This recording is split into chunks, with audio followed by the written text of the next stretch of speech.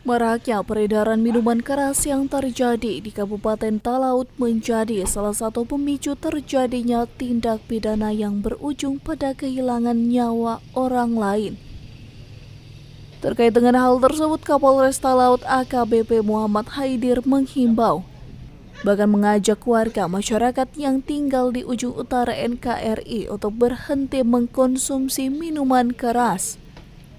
Himbauan Kapolres Talaut ini menyusul terjadinya kasus tindak pidana pembunuhan yang terjadi di Desa Niampak baru-baru ini, yang mengakibatkan hilangnya nyawa orang lain yang diakibatkan usai mengkonsumsi minuman keras.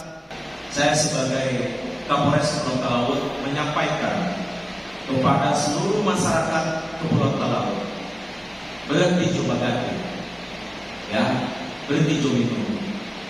Anda melihat sendiri, saudara-saudara saya semua bisa melihat akibat dampak dari minuman keras yang bisa menghilangkan akal sehat, yang bisa menghilangkan kesadaran, sehingga melakukan tindak pidana yang menghilangkan, merugikan nyawa orang.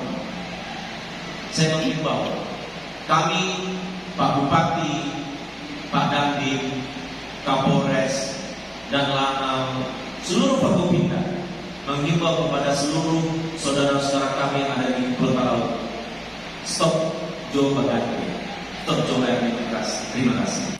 Ia pun berkomitmen secara bersama TNI Polri, bahkan Forkopimda serta semua stakeholder yang ada di Bumi Porodisa untuk bersama-sama menekan serta menindak oknum-oknum pemasok peredaran minuman keras tanpa izin di Kabupaten Talaut. Dari Talaut, Alfred Tumanung melaporkan untuk Kawanua TV.